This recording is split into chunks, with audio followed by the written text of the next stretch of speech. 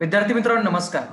Unacademy India's largest learning प्लॅटफॉर्मच्या माध्यमातून गेले काही दिवस आपण महाराष्ट्र शासनाच्या 12,538 पदांच्या पोलीस भरतीच्या निमित्तानं जे विद्यार्थी अत्यंत कष्टानं, जिद्दीनं आणि संघर्षानं सध्या महाराष्ट्र शासनाच्या पोलीस दलामध्ये सध्या भरती आहेत आणि सध्या पोलीस कॉन्स्टेबल या पदावरती काम करत आहेत त्यांच्याशी संवाद साधतोय. टॉपर्स संवादच्या या भागामध्ये स्ट्रॅटेजीज विथ टॉपर्स नावाच्या सिरीजमध्ये जे विद्यार्थी अत्यंत कष्टाने आणि संघर्षानं या परीक्षा पास झालेल्या आहेत त्यांच्याशी आपण स्ट्रॅटेजीजच्या संदर्भाने बोलतोय, जेणेकरून महाराष्ट्रभर जे विद्यार्थी आज पोलीस भरतीची तयारी करत आहेत त्यांना या सगळ्याचा फायदा व्हावा. टॉपर संवादच्या आजच्या भागामध्ये आपण संवाद साधतोय ऋतुजा खेरे मॅडम यांच्याशी. त्या आज आपल्याला पोलीस भरतीची संपूर्ण प्रवेश प्रक्रिया आणि त्यासाठी असणारे विषय, त्यासाठी असणारे सगळे घटक या संदर्भाने अत्यंत सविस्तर मार्गदर्शन करणार आहे. सगळ्यात पहिल्यांदा आपल्या प्लॅटफॉर्मवरती ऋतुजा मॅडम यांचं मनपूर्वक स्वागत करतो. नमस्कार मॅडम. नमस्कार सर. मॅडम, या संवादाच्या सुरुवातीला प्रश्न असा आहे की महाराष्ट्र शासनाच्या मार्फत जी पोलीस भरती घेतली जाते त्याचं एकंदर स्वरूप कसं असतं, त्याची प्रवेश प्रक्रिया नेमकी कशी असते, त्या संदर्भाने काय सांगा. सर, महाराष्ट्र शासनाची जी पोलीस भरती आहे त्याची परीक्षा घेतली जाते ती 2 टप्प्यामध्ये विभागली गेली आहे. पहिला म्हणजे लेखी आणि फिजिकल. सुरुवातीला 2018 साली आम्ही जेव्हा भरती दिली तेव्हा असं होतं की फिजिकलची एक्झाम आधी आणि नंतर लेखीची व्हायची, पण आता फिजिकल नंतर आहे आणि लेखीची एक्झाम आधी आहे. तसंच लेखी 100 मार्काची आणि फिजिकल एक्झाम ही 100 मार्काची असते. त्याच्यामध्ये तुम्हाला आधी ग्राउंडला क्वालिफाय व्हावं लागतं. 50 मार्क गुण जर तुम्ही ग्राउंडने मिळवले तर तुम्ही लेखीसाठी क्वालिफाय असता. पण आता असं आहे की बाबा लेखीमध्ये जर का तुम्ही क्वालिफाय झाला तर तुम्हाला ग्राउंडची एक्झाम देता येईल. म्हणजे तुमच्या वेळेला असणारं स्वरूप यावर्षी आणि जे विद्यार्थी लेखीला एकाच 10 या प्रपोर्शन मधनं पात्र ठरतील त्यांनाच पुढे मग फिजिकल साठी प्रवेश दिला जाणार आहे. आता दुसरा प्रश्न या संदर्भाने असा आहे की ज्यावेळेला पोलीस भरतीचा आपण विचार करतो त्यावेळेला सध्या आता लेखीचा टप्पा अत्यंत महत्वाचा झालेला आहे. लेखी परीक्षेच्या संदर्भाने आपण ज्यावेळेला बोलतो त्यावेळेला लेखीच्या या सगळ्या पेपरमध्ये घटक कोणकोणते असतात, त्यासाठी मार्क्स कितीने डिवाइड असतात, या संदर्भाने तुम्ही काय सांगाल. तर लेखी बद्दल बोलायचं असेल तर चालू घडामोडी, करंट अफेअर्स हा एक महत्वाचा विषय मानला जातो आणि बुद्धिमत्ता, गणित आणि मराठी व्याकरण. म्हणजे असं आहे की बाबा बाकीचं जर त्या जनरल नॉलेजचं जर घ्यायचं म्हटलं तर कुठला प्रश्न पडेल, जनरल नॉलेज घेण्यासारखं खूप आहे, तर कुठला प्रश्न पडेल त्यातलं काय पडेल हे आपण सांगू शकत नाही. जसं की बाबा मराठीचं व्याकरण नाही किंवा बुद्धिमत्तेचे काही क्वेश्चन्स आहेत किंवा तुम्ही गणिताचं घेतलं तर ते कसे आपल्या हातातले मार्क असतात. म्हणजे गणित तर चेंज होत नाही, जे फॉर्म्युले की ज्या स्ट्रॅटेजीज असतात त्याचा जर पूर्णपणे स्टडी केला तर ते आपल्या हातातले मार्क असतात. आणि बाहेरचं समजा जनरल नॉलेज, समजा आता जे विषय असतात म्हणजे रोजच्याच आपल्या ह्याच्यामधले, तर आपण खूप वास्ट, म्हणजे खूप वास्ट येते त्यात. आपण किती स्टडी केलं ना तरी आपण सांगू शकत नाही किंवा परफेक्ट त्यातलं हे पडेल म्हणून. पण तसं मराठी व्याकरण कधी चेंज होत नाही, गणित पण तीच असतात. फक्त एवढंच की बाबा त्याला सराव पाहिजे जास्त. आणि मराठी व्याकरणचं पण तसंच आहे. बुद्धिमत्तेचं जर का नाही का आपण फॉर्म्युले किंवा ज्या ट्रिक्स असतात, ट्रिक्स आणि स्ट्रॅटेजी ते जर लक्षात घेतलं तर हे मला असं वाटतं की गणित, बुद्धिमत्ता आणि मराठी हे आपल्या हातातले मार्क्स आहेत आणि तेच स्कोरिंगचे विषय आहेत. त्यामुळे विद्यार्थ्यांनी अभ्यास करताना त्या 2 विषयांकडे जास्त लक्ष द्यायला पाहिजे. अगदी अगदी खूप महत्वाचं आहे. जे स्कोरिंगचे विषय आहेत ज्याच्यामध्ये आपल्याला खूप चांगले मार्क्स मिळू शकतात त्या संदर्भात आपण लक्ष दिलं पाहिजे. आता दुसरा एक प्रश्न नेहमी विद्यार्थ्यांच्या समोर असतो की लेखीचा अभ्यास करायचा तर पुस्तकं कोणती वापरावी, संदर्भ कोणते वापरावेत. तर लेखी परीक्षेच्या अनुषंगानं बेस्ट ऑफ द बेस्ट संदर्भ ग्रंथ कोणते आहेत आणि तुम्ही कोणकोणते संदर्भ ग्रंथ वापरले होते त्या संदर्भाने काय सांगाल. लेखी परीक्षेसाठी तरी मराठीचे व्याकरण ते खूप महत्वाचं आहे. ते पुस्तक मी वापरलं ते मोरा वाळंबे सरांचं पुस्तक होतं आणि बाळासाहेब शिंदे सरांचं. ही 2च मराठीची पुस्तकं व्याकरणासाठी वापरावीत आणि त्याबाहेर कुठलंच म्हणजे एकही क्वेश्चन जाणार नाही. त्याच 2 पुस्तकांमध्ये तुम्ही व्यवस्थित स्टडी केला तर जो कुठलाही पण प्रश्न पडेल मराठी व्याकरणामध्ये तो तुम्हाला म्हणजे असं चुकणारच नाही. तुम्ही त्याच्यामध्ये परफेक्ट म्हणजे आउट ऑफ मार्क मिळवणारच. आणि दुसरं म्हणजे बुद्धिमत्ता आणि जे आपलं गणित असतं त्या गणितामध्ये सतीश वस्त सरांचे पुस्तक आहे फास्ट ट्रिक म्हणून. तर त्याच्यामध्ये खूप सोप्या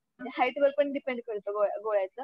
पण असं नाही की बाबा ज्या मुलींना हाईट नाहीये एवढी जास्त किंवा त्यांचा गोळा जाऊ शकत नाही, ते पण फिक्स वगैरे व्यवस्थित प्रॉपर वेने जर केलं तर तुम्ही 100 मीटर किंवा 800 मीटर आणि गोळा तिन्ही पण इव्हेंट आउट ऑफ देऊ शकता. अगदी अगदी महत्वाचं. खूप डिटेलमध्ये तुम्ही या सगळ्यांच्या संदर्भाने माहिती सांगितली. दुसरा एक गोष्ट तुम्ही आहाराच्या संदर्भाने बोललात आणि त्या संदर्भाने मग आहार नेमका कसा असावा, आपण प्रॉपर मसल स्ट्रेंथ वाढण्यासाठी आणि एकंदरीत या सगळ्या गोष्टीमध्ये परफॉर्मन्स चांगला होण्यासाठी आपण आहार कोणत्या घेऊ शकतो या संदर्भाने काय सांगाल?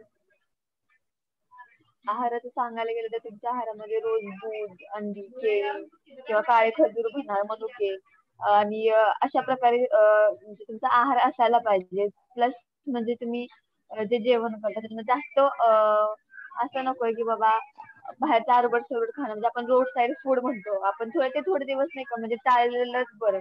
की कारण की असं होतं की बाबा आपण इकडे प्रॅक्टिस करतो, ग्राउंडवरती घाम घालतो, तिथं आपल्या शरीराला जे योग्य जे पौष्टिक आहे तेच सगळ्या गोष्टी म्हणजे आहारात आपण समाविष्ट करणं खूप गरजेचं आहे. तरी म्हणजे सकाळी जेव्हा तुम्ही ग्राउंडवरती प्रॅक्टिस करता त्यावेळी तुम्ही काही न खाता म्हणजे आपण म्हणतो ना की आमोशा पोटी, तर तसंच गेलेलं ते खूप म्हणजे सोयीस्कर ठरतं. त्यानंतर मग तुम्ही आल्यावरती दूध म्हणा किंवा अंडी, केळी असे म्हणजे घटक तुम्ही घ्यायला पाहिजेत. आणि जेव्हा तुम्ही सकाळचं एवढं काही नाही, पण जेव्हा दुपारचं किंवा संध्याकाळी तुम्ही प्रॅक्टिस करता तेव्हा तुम्ही तुमच्या पाण्यामध्ये समजा न्यूट्रॉल पावडर म्हणून असते तर ती किंवा आपले हे असतं ग्लुकॉन डी वगैरे, तर असं घेतलं तर तुम्हाला एनर्जी वगैरे म्हणजे एनर्जी बूस्ट होते. तर ते एक तुम्ही घ्यायला पाहिजे. अगदी अगदी खूप महत्वाचं आहे. तुमच्या शरीराची स्ट्रेंथ आणि आहार जर खूप चांगला असेल तर या सगळ्या गोष्टींमध्ये खूप चांगल्या पद्धतीने तुम्ही परफॉर्म करू शकता. एक शेवटचा प्रश्न या संवादाच्या निमित्तानं असा की आता पोलीस भरती, मेगा पोलीस भरती येणार आहे, या सगळ्या गोष्टी आहेत. महाराष्ट्रभर जे विद्यार्थी आता पोलीस भरतीची तयारी करत आहेत, एकंदर त्या परीक्षेच्या संदर्भानं, त्याच्या अभ्यासाच्या संबंधानं आणि तयारीच्या संदर्भानं तुमचा सल्ला सध्या आता त्या पदावरती कार्यरत असणाऱ्या एका पोलीस मैत्रीण म्हणून काय असेल महाराष्ट्रातल्या विद्यार्थ्यांना? भरती सध्या आपली थोडीशी भरती प्रक्रिया म्हणजे आता होणार आहे भरती, पण जरा वेळ लागेल त्या भरती प्रक्रियेला. तरी पण विद्यार्थ्यांनी असं समजू नये की बाबा अजून खूप लांब आहे भरती, अजून ऍड नाही आली नंतर करता येईल, बघता येईल, असं करून चालणार नाही. तुमचा म्हणजे तुम्ही अभ्यास आहे म्हणा किंवा तुमचं ग्राउंडचं जे फिजिकल आहे तुम्ही रोज प्रॅक्टिस करता ती कंटिन्यू तुम्ही चालू ठेवा किंवा रोजच्या घडामोडी आहेत ते सगळे तुम्ही वाचत राहावा. कारण की आपण सांगू शकत नाही कधी निर्णय होईल आणि भरती घेण्याची तारीख पडेल. त्यामुळे असं वाटलं फक्त तुम्ही सर्वांनी व्यवस्थित म्हणजे एकदम जोमाने तयारीला लागा आणि लवकरच भरतीची तारीख निघेल अशी अपेक्षा करते आणि सगळ्यांना बेस्ट ऑफ लक.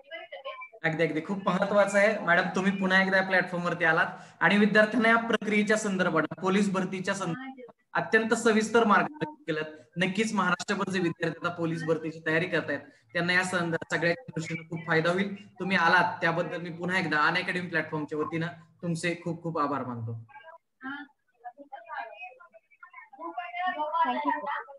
विद्यार्थी मित्रांनो, टॉपर संवादच्या ऑडिओ सिरीज मध्ये स्ट्रॅटेजीज विथ टॉपरच्या भागामध्ये आपण संवाद करतो ऋतुजा खैरे मॅडम यांच्याशी. पोलीस भरतीच्या संदर्भाने जी प्रक्रिया आहे याच्या संदर्भाने खूप सविस्तर मार्गदर्शन मॅडमने आता आपल्याला केलं. मी प्रेमराज चव्हाण टॉपर संवादच्या या भागामध्ये, या ऑडिओ सिरीज मध्ये अशाच पोलीस मित्रांच्या कहाण्या, त्यांच्या स्ट्रॅटेजीज तुमच्यासाठी घेऊन येणार आहे. तोपर्यंत पाहत राहा आणि ऐकत राहा टॉपर संवाद अनअकॅडमी प्लॅटफॉर्मवरती माझ्यासोबत. तोपर्यंत नमस्कार, जय हिंद, थँक्यू.